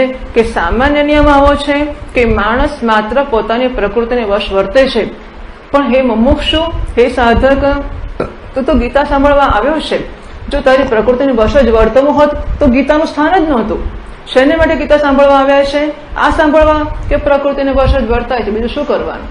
ના, એ સાંભળવા તયો વશમ ન આગચ્છેત, તારી સ્વતંત્રતા છે, એ તારો પુરુષાર્થ છે કે રાગ અને દ્વેષને વશ ન થવું. મારા રાગ દ્વેષ રહેલા છે વિષયોમાં અને ઇન્દ્રિયોમાં જાય જ છે, તો હું એટલી મજબૂત રાખીશ, એટલી દૃઢતા રાખીશ કે હું એને વશ નહીં થાઉં. જ્ઞાનવાન અપી, હું વિવેકી છું, હું શાસ્ત્રોનું શ્રવણ કરું છું. અને આ શ્રવણ અત્યંત મહત્વની વસ્તુ છે. જુઓ, એવું છે કે આપણે આની મદદથી જ બધાનો સામનો કરવાનો છે. અહીંથી બહાર, અહીં બેઠા બેઠા જ બહાર જ શું કરવા? ચાલો ને, અહીં બેઠા એટલે આમ ને આમ તો જરાક કાણું રહ્યું કે આવી બન્યું, તરત જ નજરો ચારે બાજુ તૈયાર જ હોય, આમ જોવા, આમ તેમ કરવા, કોણ આવ્યું, કોણ ગયું, બધું જાણ ડેટા ના આપવાનો. આપણે ભણ્યા પછી શું ભણ્યા એની ચિંતા નહીં કે શું ભણ્યા, એ આપણે કોઈ હિસાબ ક્યાં આપવાનો છે? પણ આ હિસાબ આપવો પડશે કે કેટલા માણસ આવ્યા, કેટલા ગયા, કોણે કચરો વાળ્યો, એ કચરો વાળનાર શું પહેર્યું હતું, એ કેવી હતી, રોજ આવે છે એ જ હતી કે નવી હતી, એ જવાબદારી આપણે જબરદસ્ત તપાસ રાખવાની. બસ કોણ જાણે ઇન્દ્રિયો કેટલી બધી ચંચળ હોય છે. અહીં જ આપણે જો એનું નિયંત્રણ નથી કરી શકતા તો અહીંથી બહાર જઈને કેવી જ રીતે કરી શકીએ? અશક્ય છે. અને એમાં પાછું જ્યારે સામું ચેતન કહેવાય એવું પાત્ર હોય, એ સામો એના તરફથી કહેતો હોય કે શું હતું, સત્સંગમાં ગયા હતા, અમે ખોટા છે, તમારી પાસે બેસવાનું છોડીને ખલાસ. પછી તો પ્રશ્ન જ નથી આવતો.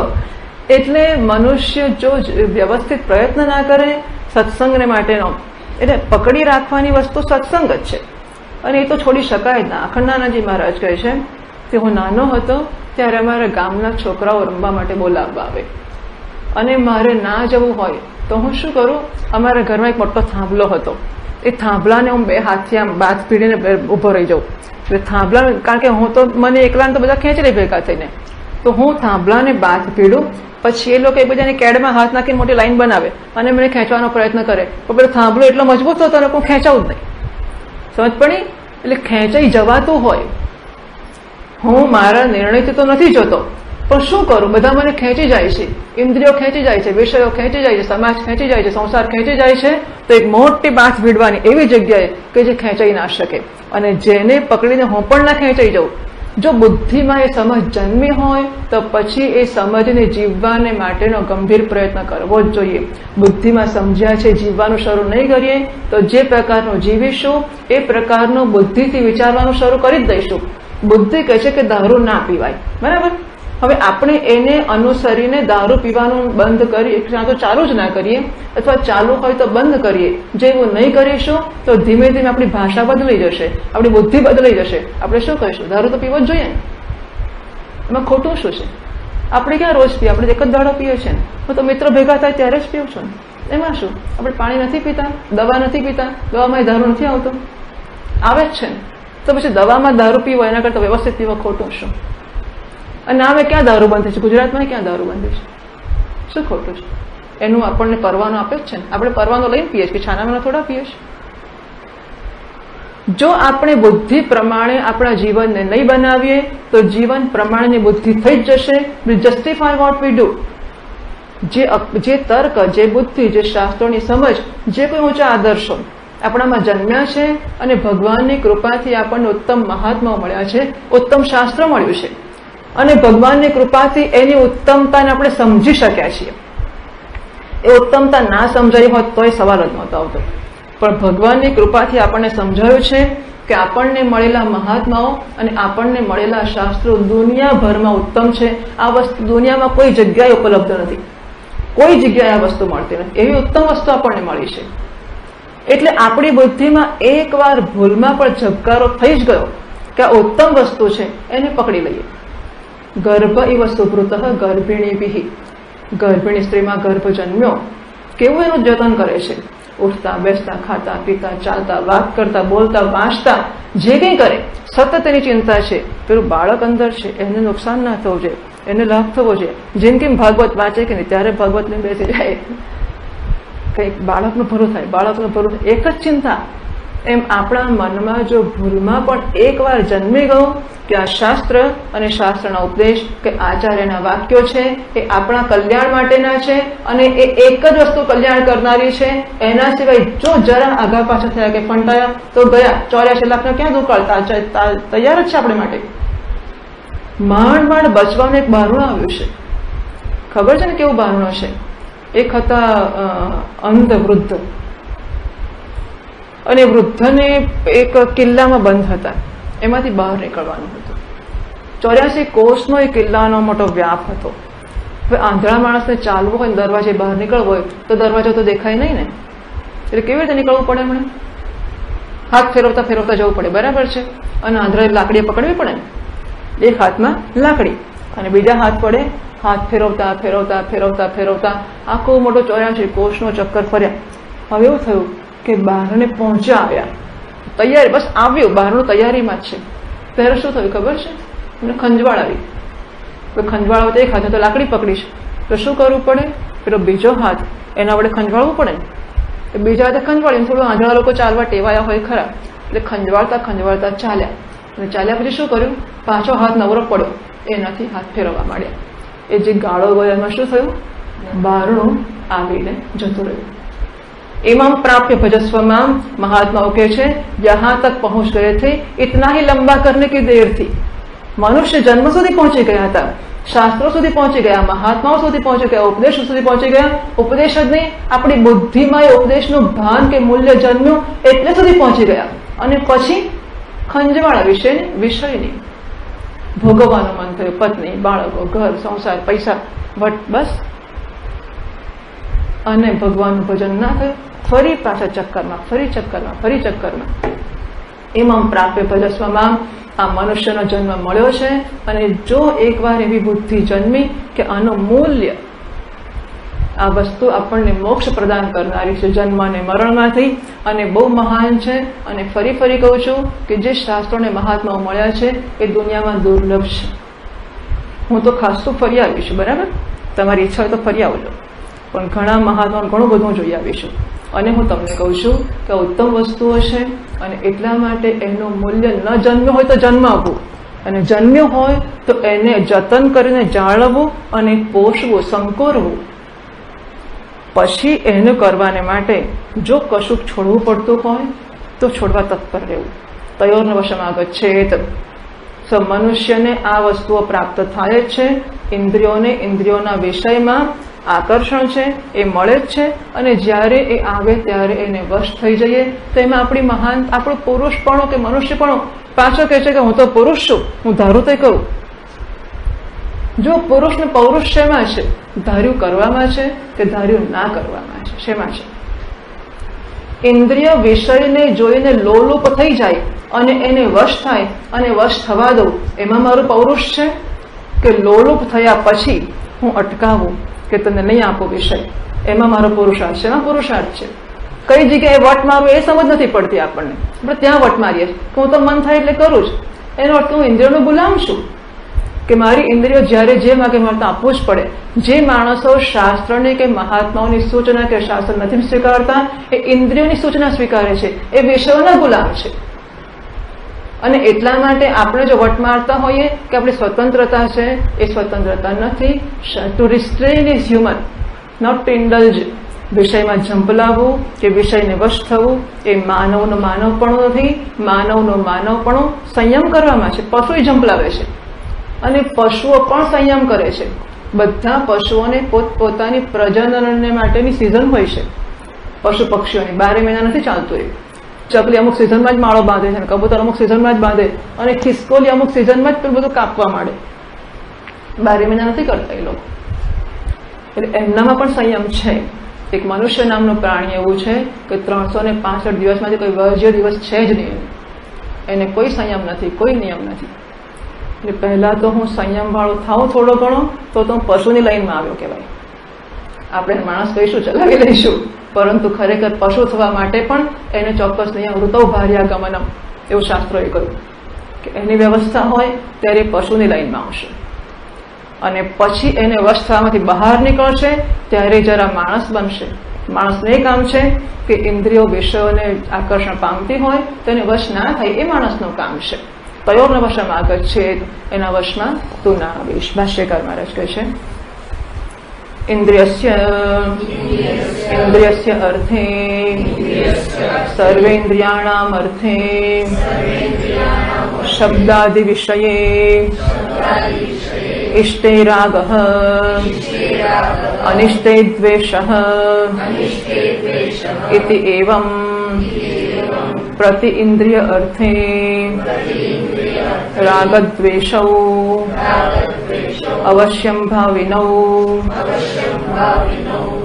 દરેક ઇન્દ્રિયને પોતપોતાના અર્થમાં, એટલે કે કાનને શબ્દમાં, જીભને રસમાં વગેરે બધી ઇન્દ્રિયોના અર્થમાં, શબ્દાદિ વિષયમાં ઇષ્ટે રાગ, એને જે ગમતું લાગતું હોય એમાં રાગ. બધાને માટે ઇષ્ટ સરખું ના હોય.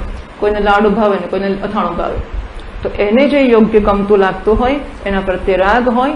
અનિષ્ટે દ્વેષ, ન ગમતું હોય એને માટે દ્વેષ હોય. આ રીતે પ્રતિ ઇન્દ્રિય અર્થે દરેક ઇન્દ્રિયને માટે રાગ અને દ્વેષ અવશ્ય રહેલા જ હોય છે. જ્ઞાનેન્દ્રિયોને જ નહીં, કર્મેન્દ્રિયોને પણ.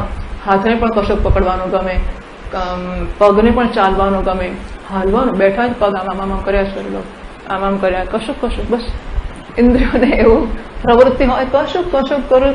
હા, કંઈ બેઠા નખ ખોતર્યા કરે, દાંત ખોતર્યા કરે, આમ આ બધો અનાદર કહેવાય. આ બધું અનિચ્છનીય વસ્તુ છે, અયોગ્ય એવું કંઈ સૂચે જ નહીં. બધા સામે બેઠા હોય તો આમ કરે દાંત ખોતરતા હોય માણસો, ટેવ પડી ગઈ. નાકમાં આંગળી નાખે, કાનમાં આંગળી નાખે, બધું ભંડવાળો કાઢે, દાંત ખોતરે. આ બધી ઘણા તો આમ પેલી પાપણો તોડતા હોય. ખબર નહીં કેમ એવું કરવું પડતું છે, પણ આવું જોઉં છું એટલે મને આશ્ચર્ય થાય છે.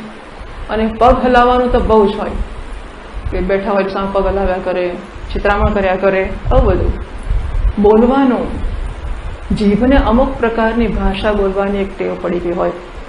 વચનાદો અનુકૂલે શાસ્ત્ર નિષિદ્ધિ રાગ. જીભને ખબર છે કે આવું ના બોલાય, તો પણ એને એવું બોલવામાં રાગ હોય. એટલે ઘણા બહુ કાતર તો શું કાપતી હતી એવું ને, દ્રૌપદી બોલે ને આખું મહાભારત શેમાં જ થયું, આંધળાના આંધળા એટલામાંથી જ, આટલા વચનમાંથી. દ્રૌપદીને આપણે કોઈ દોષ નથી આપતા, એ તો નારાયણી હતી અને એનું એ કામ હતું એટલા માટે એણે કર્યું હશે. પણ જીભથી મોટા ભાગના ઝઘડાઓને વેર વધતા હોય છે, એ જીભના જ વધતા હોય છે. તો જીભ અને બધી કર્મેન્દ્રિયો પણ, તો કર્મેન્દ્રિયો પણ ચોક્કસ પ્રકારની પ્રતિકૂળ કે અનિચ્છનીય કે નિષિદ્ધ પ્રવૃત્તિ કરવાનું ગમતું હોય એને. અને યોગ્ય વસ્તુઓ છે પ્રતિકૂલે શાસ્ત્ર વિહિત એપી દ્વેષ. શાસ્ત્રોક્ત વસ્તુ માટે દ્વેષ હોય, યજ્ઞ માટે દ્વેષ હોય, દાન માટે દ્વેષ હોય, મંદિર માટે દ્વેષ હોય. લોકો પત્નીને મંદિરે લઈ આવે, પછી પતિ બહાર ઉભો રહે, પત્ની અંદર દર્શન કરીને પાછી આવે. બસ સત્સંગમાં પતિ મૂકવા આવે ખરા, આઈતરવે પત્ની મૂકવા આવે એવું થતું હશે કદાચ, કે બેમાંથી એક આવે બીજું ના આવે. બસ આવું જાત જાતનો. એટલે કરવા જેવી વસ્તુ માટે દ્વેષ પણ હોય, ના કરવા જેવી વસ્તુ માટે રાગ પણ હોય. તો માત્ર જ્ઞાનેન્દ્રિયો જ નહીં, જ્ઞાનેન્દ્રિયો અને કર્મેન્દ્રિયો બંનેને પોતપોતાના વિષયોમાં રાગ અને દ્વેષ વ્યવસ્થિતો આનુકૂલ્ય પ્રાતિકૂલ્ય વ્યવસ્થા સ્થિતો, દરેકની પોતપોતાની અનુકૂળ પ્રતિકૂળની આવી વ્યવસ્થા હોય છે.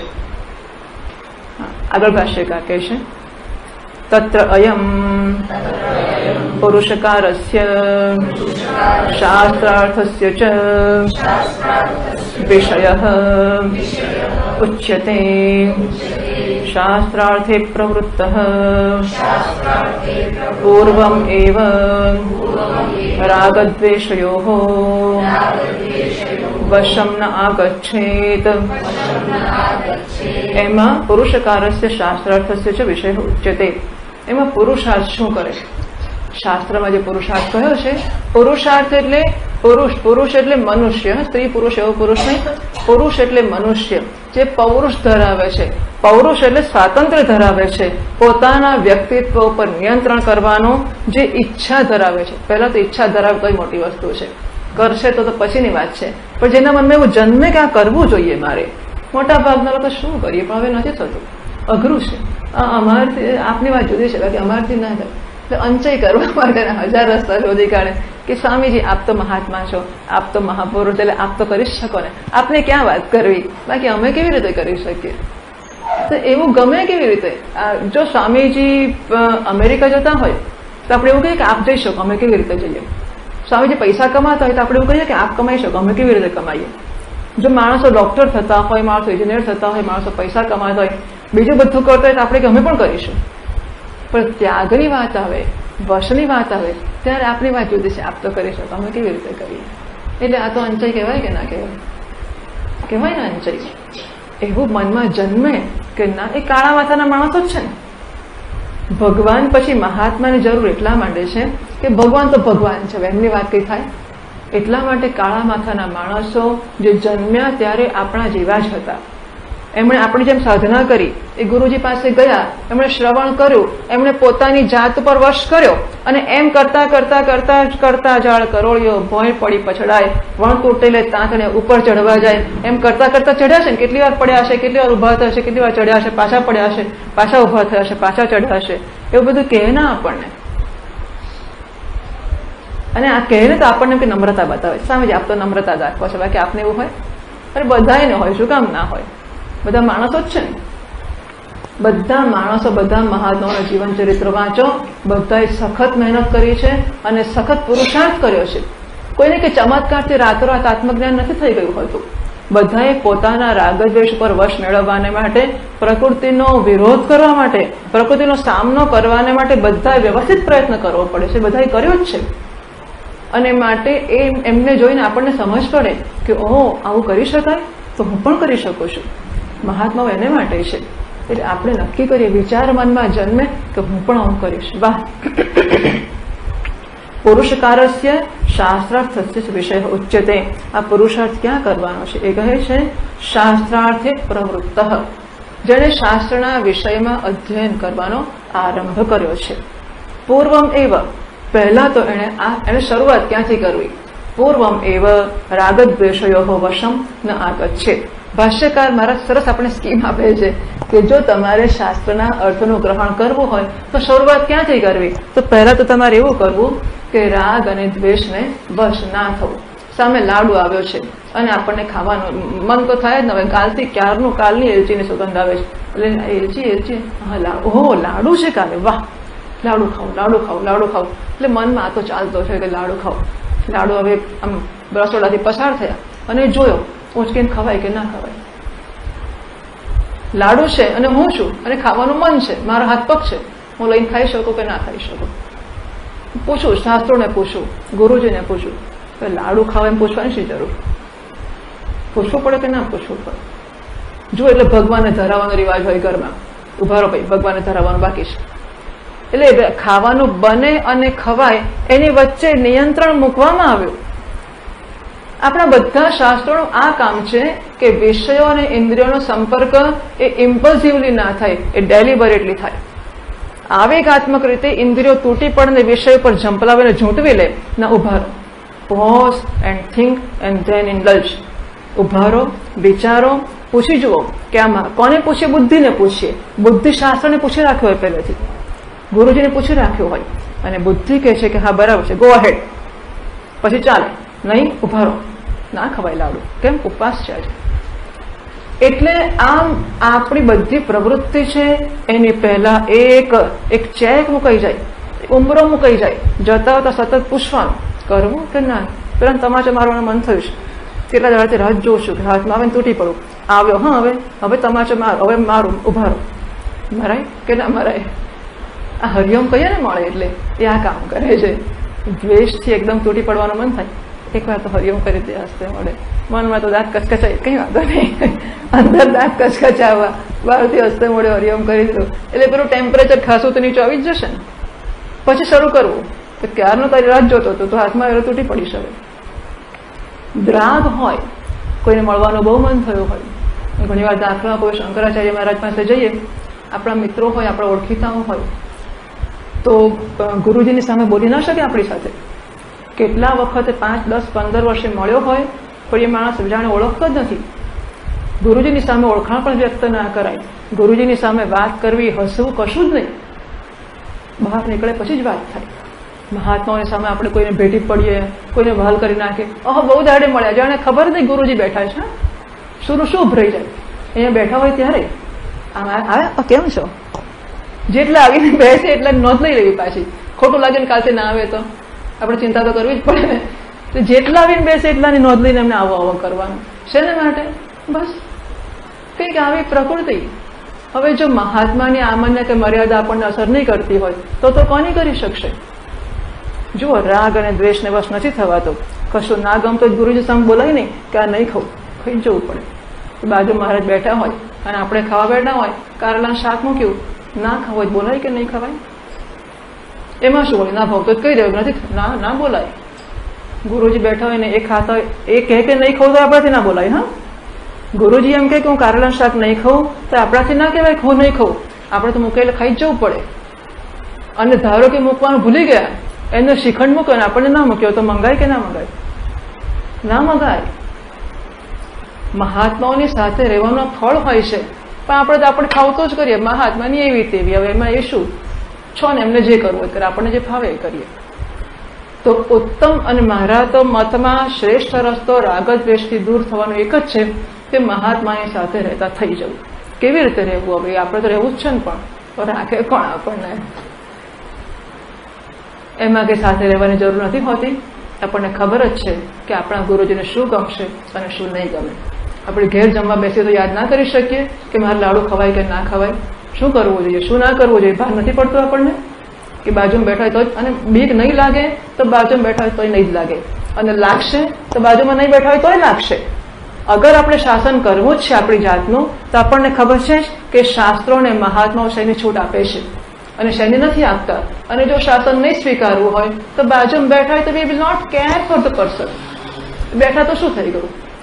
આમ હજુ તો અહીંથી પૂરું થયું ને, આપણે અહીંયા એવું નથી થતું, આપણી વાત નથી, પણ હજુ સ્વાધ્યાય પૂરો થયો હોય અને માણસો સ્વામીજી મહારાજ કે મહાત્મા બેઠા પણ હોય અને અહીં જાણે કોલેજની કેન્ટીનમાં મળ્યા હોય, એ હસી મજાકમાં તાળી આપવાનું ચાલતું હોય, ખબર ના પડે કે ક્યાં ઉભા છીએ. સાધક તો દુનિયામાં કોઈ જગ્યાએ આવું વર્તન ના કરે, પણ કદાચ કરે તો પણ મહાત્માની સામે જ, એની હાજરીમાં જ. કેવા રાગ અને દ્વેષને એટલા બધા વશ હોઈએ કે આપણને આપણી જાતનું ભાન જ ના રહે. કયોના વશમાં આગળ છે સાધકનું સૌથી પહેલું મૂલ્ય આ હોય કે હું રાગ અને દ્વેષને વશ નહીં થઉં. કોઈ પણ પ્રકારનો રાગ હોય કે આ મને ગમે છે, કોઈ પણ પ્રકારનો દ્વેષ હોય આ મને નથી ગમતું, હું દરેક વખતે મારી જાતની જોડે હું કમ્પેર કરીશ કે મારું જે સ્ટેટસ છે, મારું જે મારું સ્ટેટસ જ ક્યાં છે. તો શું આ બધી મુશ્કેલી છે? હું તો આ આછું બિચારો લેંઘા છાપ ને પાયજામા છાપ, એટલે મારી કોઈ હસ્તી જ નથી, મારી કોઈ એન્ટિટી, મારી કોઈ આઈડેન્ટિટી નથી. તો પહેલામાં પહેલું તો એમણે કહ્યું પુરુષકારસ્ય શાસ્ત્રાર્થે પ્રવૃત્ત. હું શાસ્ત્રના અર્થમાં પ્રવૃત્ત થયો છું, હું સાધક છું, હું મુમુક્ષુ છું, હું જિજ્ઞાસુ છું. કશું ન હોય તો ગુરુજીનો ભક્ત છું, હું ગુરુજીનો સેવક છું. એટલે કમસે કમ મને ગમે કે ના ગમે ગુરુજીની હાજરીમાં ના થાય, આટલું માત્ર થાય કે ગુરુજીનો સેવક છું, માટે મારે એમના મોભાને છા જેવું વર્તન કરવું જોઈએ. તમાકુ ખાતો હોય તો બહાર જઈને ખવાય, સામે ના ખવાય, આટલું થાય તોય પૂરતું છે. પણ માત્ર એટલી આઈડેન્ટિટી કે હું મુમુક્ષુ છું, હું સાધક છું, જો મારી ઓળખાણ નહીં બદલાય તો મારો વ્યવહાર નહીં બદલાય. કન્યા લગ્ન કરીને સાસરે ગઈ, દીકરી મટીને પુત્ર વધુ થઈ છે, એવી ઓળખાણ બદલાશે તો પ્રવૃત્તિ બદલાઈ જશે, એને સૂચનાઓ નહીં આપવી પડે. પણ ગમે એટલી સૂચના આપીશું અને ગમે એવું વર્તન કરશે પણ ઓળખાણ નહીં બદલાય, દીકરીમાંથી પુત્ર વધુ નહીં, તેના વર્તનમાં શાશ્વત ફેર નહીં આવે. આપણા દેખાવ માટે આજનો દાડો કરશે, કાલથી પાછી એમ જ કરશે.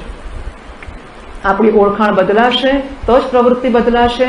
આપણે આપણી ઓળખાણ બદલીએ કે અત્યાર સુધી હું માં હતો, બાપ હતો, જે હતો તે હતો, હવે હું સાધક છું, હું મુમુક્ષુ છું, અને માટે શાસ્ત્રોની સૂચનાનું અનુસરણ હું કરીશ, શાસ્ત્રો જે કહેતા હોય તે કરીશ.